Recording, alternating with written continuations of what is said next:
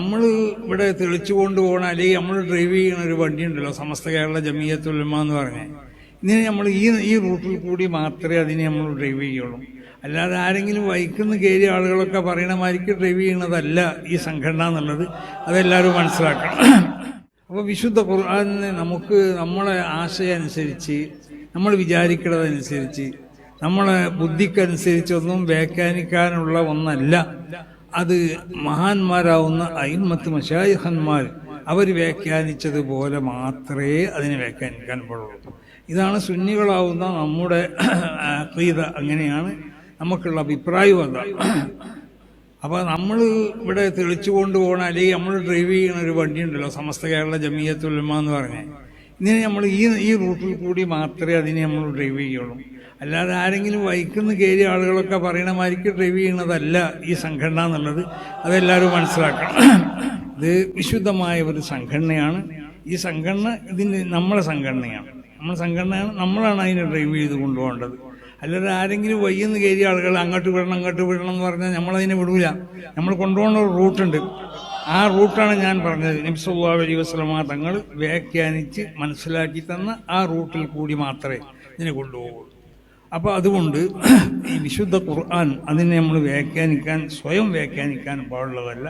മഹാന്മാരാവുന്ന അയിമ്മത്തിൻ്റെ വ്യാഖ്യാനം, അവർ അതിനെ സ്വീകരിച്ചതായ മാനദണ്ഡങ്ങൾ, ഇതൊക്കെ മനസ്സിലാക്കണം. ഒരു ഭാഷ പണ്ഡിറ്റായതുകൊണ്ടും വിശുദ്ധ ഖുർആനെ വ്യാഖ്യാനിക്കാൻ പറ്റും. എത്ര ഭാഷ പണ്ഡിതന്മാരുണ്ട് ഇത് വിശുദ്ധ ഖുർആൻ അവതരിച്ച സമയത്ത്? സഹാബത്തൊക്കെ ഭാഷ അറിഞ്ഞവരില്ലേ? അവർ യഥാർത്ഥത്തിൽ മഹാന്മാരാവുന്ന സഹാബത്ത് അവരൊക്കെ ഭാഷ അറിയുന്നവർ.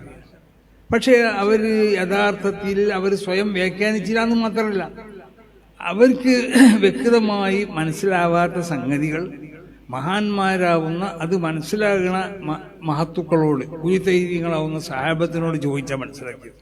ചിലർ റസൂലുള്ളാഹി സ്വല്ലല്ലാഹു അലൈഹി വസല്ലമ തങ്ങളുടെ വഫാത്തിന്റെ ശേഷം അബൂബക്കർ റളിയല്ലാഹു അൻഹുവിനോട് ചോദിച്ചു. ചിലർ ഉസ്മാൻ ബിൻ അഫ്ഫാൻ തങ്ങൾ, ഉമർ ബിൻ ഖത്താബ്, അലി റളിയല്ലാഹു തആല അൻഹു, അബ്ദുല്ലാഹി ബിൻ അബ്ബാസ്, അബ്ദുല്ലാഹി ബിൻ ഉമർ, അബ്ദുല്ലാഹി ബിൻ മസ്ഊദ് തുടങ്ങിയ മഹാന്മാരാവുന്ന മുജ്തഹിദീങ്ങളാവുന്ന പല സഹാബത്തുണ്ടായിരുന്നു. അവരെ മദ്ഹബുകളാണ് സഹാബത്തിൽ നിന്നുള്ള അതിന് ഇജ്തിഹാദിന് കഴിയാത്ത മഹാന്മാർ സ്വീകരിച്ചു പോകുന്നത് തന്നെ.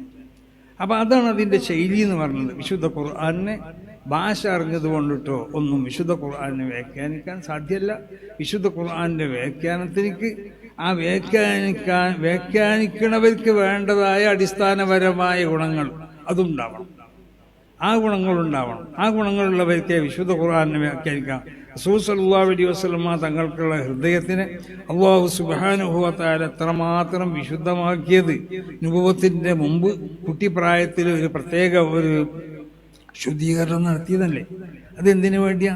കുട്ടിക്കാലത്തുള്ള വളർച്ച തന്നെ വളരെ വിശുദ്ധമായ സ്വഭാവത്തിലാവണം.